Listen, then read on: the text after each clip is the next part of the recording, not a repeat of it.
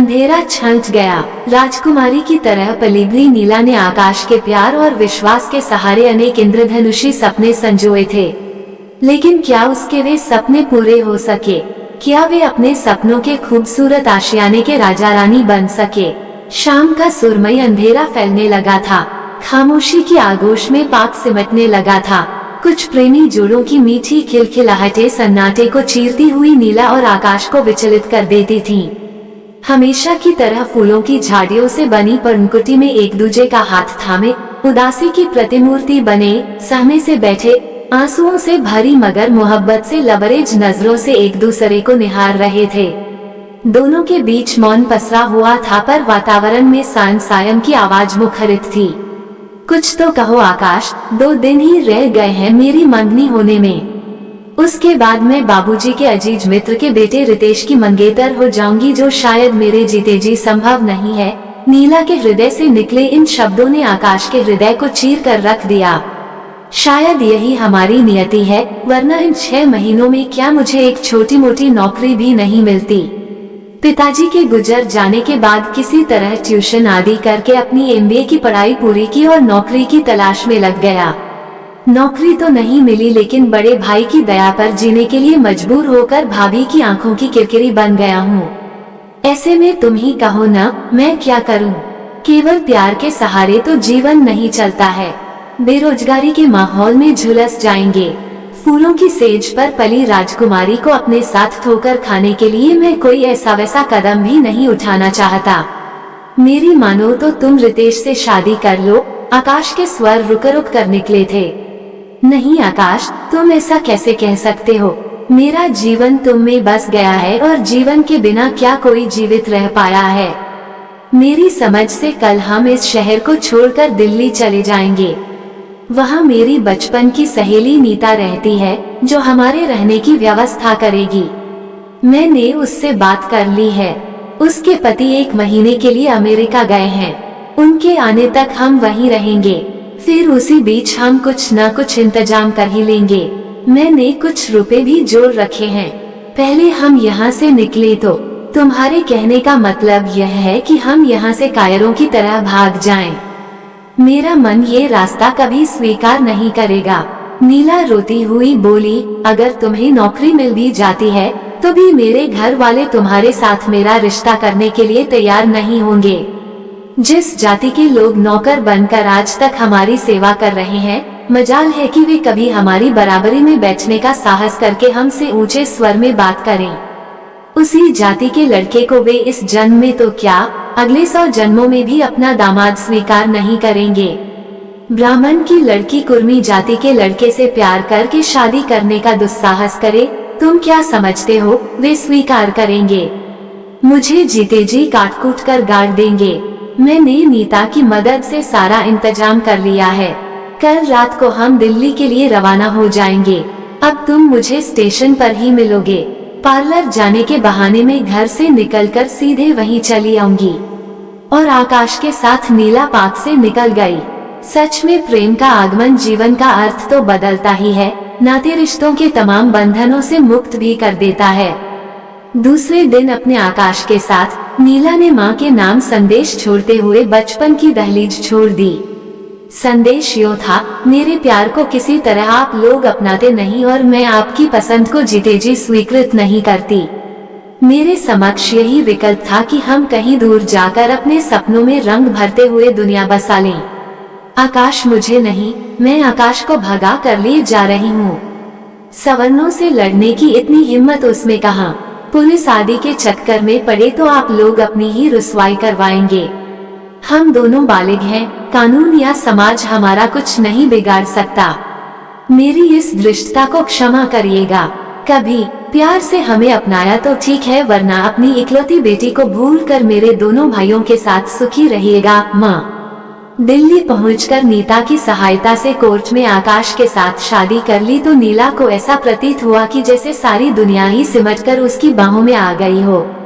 कुछ हफ्तों के अंदर ही नीला और आकाश ने नीता को हृदय से आभार प्रकट करते हुए एक रिहायशी इलाके में अपना आशियाना ढूंढ ही लिया।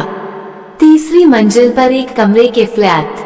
में नीला और आकाश की प्यार भरी गृहस्थी रच बस गई तो नौकरी की तलाश करना दोनों का जुनून बन गया। सुबह होते ही जैसे तैसे खाना बनाकर डब्बे में पैक करके दोनों ही नौकरी की खोज में निकल जाया करते थे। मेहनत रंग लाई। नीला को एक 5 सितारा होटल में रिसेप्शनिस्ट की नौकरी मिल गई। असीम सौंदर्य की मलिका होने के साथ वह अति प्रतिभाशाली भी थी।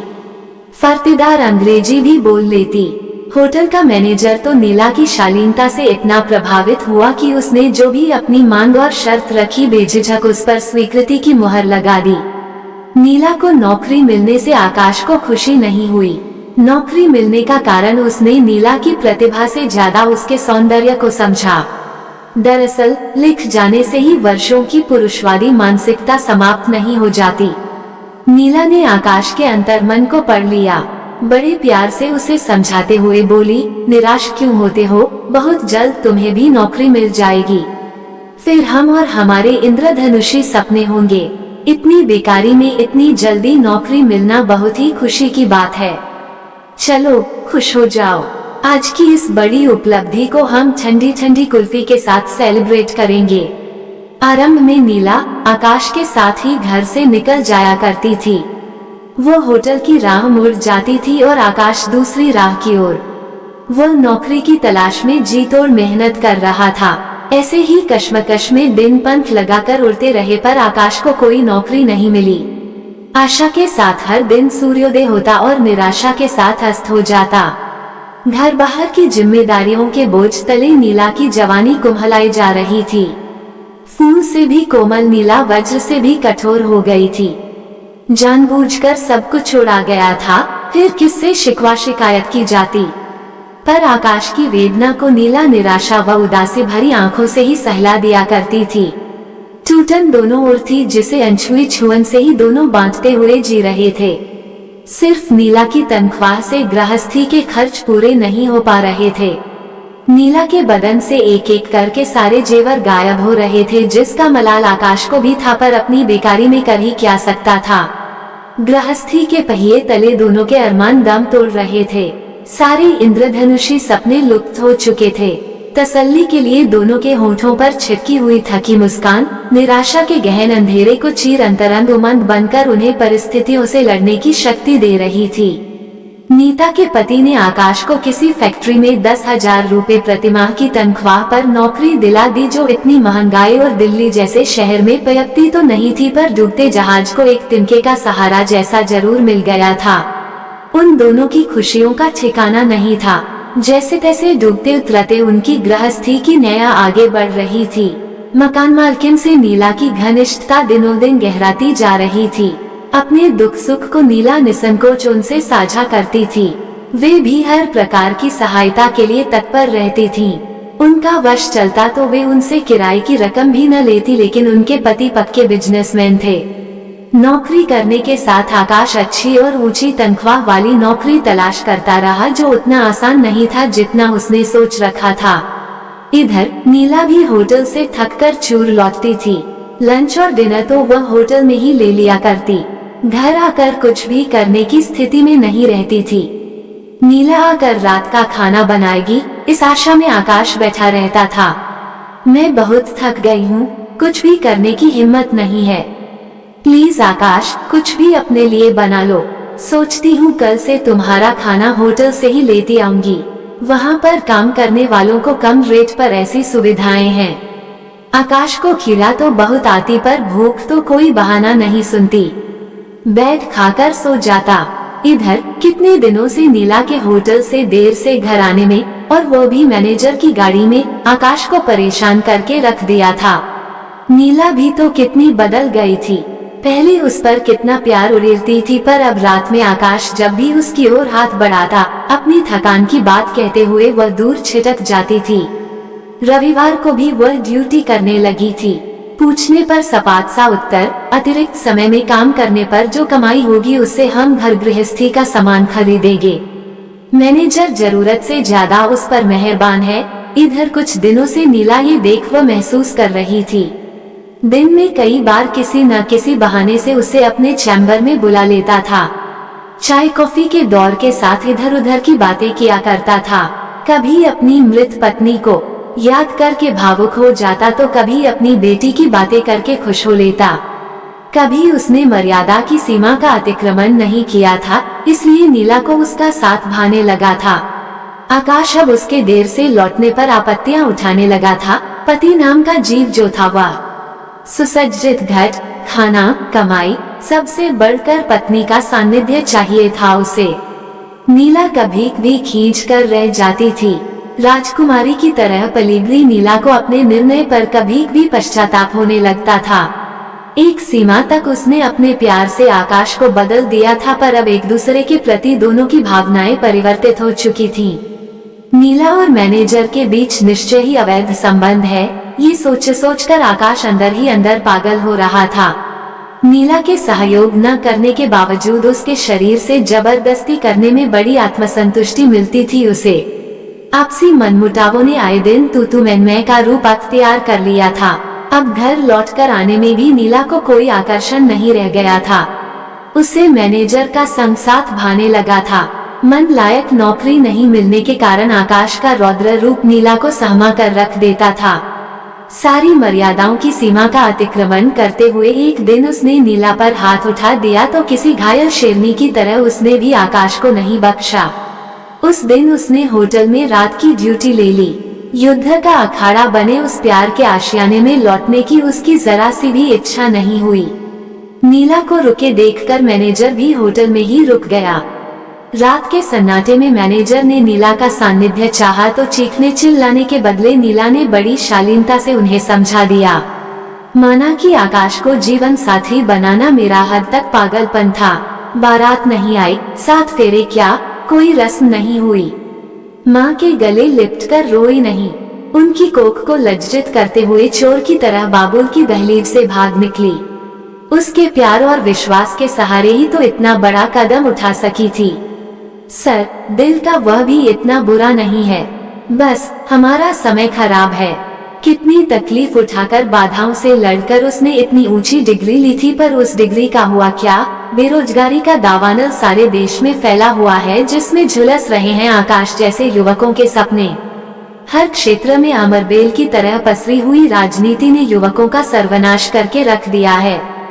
जिस दिन आकाश अपनी बेकारी पर विजय प्राप्त कर लेगा, उसके योग्य उसकी पसंद की नौकरी मिल जाएगी। हमारा छोटा सा आशियाना खूबसूरत जहां बन जाएगा। हम उसके राजा रानी बनकर चांद तारे पकड़ेंगे, लेकिन कब तक कह नहीं सकती। सर, आप बहुत अच्छे हैं। आपको एक से एक सहगामिनी मिल जाएंगी। आपके आकर्षण पाश में मैं भी बंधी हूँ। एक बार आप हाथ बढ़ाएंगे, मैं किसी लता की तरह आपसे लिपट जाऊंगी। फिर वह हो जाएगा जिसे कदापि नहीं होना चाहिए। प्लीज सर, शरीर प्राप्ति के लिए हमारी दोस्ती को दांव पर न लगाए, कहकर नीला ने अपनी हथेलियों में मुंह को छिपा लिया और फूट फूट कर रो पड़ी। दोनों के बीच समय मूक बना रहा। बेकारी के भूल भुलैये में एक पत्नी ने अपनी अस्मिता की गरिमा को खोने नहीं दिया था। ये बेकारी के मुंह पर एक बहुत बड़ा तमाचा था। अपनी पीठ पर छुअन का एहसास होते ही नीला ने चौंक कर सिर उठाया। मैनेजर के मुख से रुक रुक कर निकलता स्वर उसके कानों में अनमोल बूंदों को टपका रहा था। मेरी इस अक्षम्य गलती को क्षमा कर देना नीला। बेहद सुंदरता व असीम प्रतिभा की स्वामिनी का इतना मर्यादित रूप मैंने जीवन में पहली बार देखा है। शिखर सी ऊंची तुम्हारी मानसिकता पर मुझे गर्व है। तुमने मुझ भटके को राह दिखाई, तो क्या मैं तुम्हारे लिए कुछ कर नहीं सकता? सुनो, कल तुम आकाश को साथ लाना। होटल का पूरा एडमिनिस्ट्रेशन कल से वही संभालेगा। रहने को फ्लैट, गाड़ी व साथी सुविधाएं तुम दोनों को मिलेंगी। तुम्हारे जीवन से अंधेरे के एक एक कतरे को खींचकर मैं रोशनी भर दूंगा। होटल के मालिक होटल की सारी जिम्मेदारी मुझे सौंपकर अपने बेटे के पास अमेरिका जा चुके हैं। मैं जो चाहूं करूं। कसौटी पर कसे ऐसे खरे सोने मिलते कहाँ हैं। यह एक दोस्त को एक दोस्त का प्यार भरा तोहफा होगा। निसंकोच होकर नीला ने होटल मैनेजर की बाहों को थाम लिया। वहाँ कोई वासना नहीं थी। इस छुअन से स्नेह, प्यार, मनोहार, विश्वास छलक रहा था। कहीं दूर सूर्य की स्वर्णिम किरणें बिखर रही थीं। उनके साथ नीला के भी जीवन के अंधेरे का अंत हो चुका था। जितना हो सके पढ़े लिखे बेकारों का मार्गदर्शन करके उनका हौसला बढ़ाएगी। वह घने घिरे बादलों में उनको क्षितिज तलाशने में किसी दामिनी की तरह सभी हताश लोगों का मार्ग प्रशस्त करने की कोशिश करेगी। इस निश्चय के साथ ही नीला उत्सुक होकर अपने आकाश की बाहों में सिमटने के लिए जल्द से जल्द घर पहुंचने को बेचैन हो उठी। उसका पोपोर आकाश के प्यार में ध्वनित प्रतिध्वनित हो रहा था। आपको ये कहानी कैसी लगी हमें कमेंट कर जरूर बताएं। इसी तरह की अच्छी कहानियां आप यहाँ पर पढ़ सकते हैं। यहाँ उपस्थित शिक्षाप्रद कहानियां आपका मनोरंजन करने के साथ दिशा भी देंगी।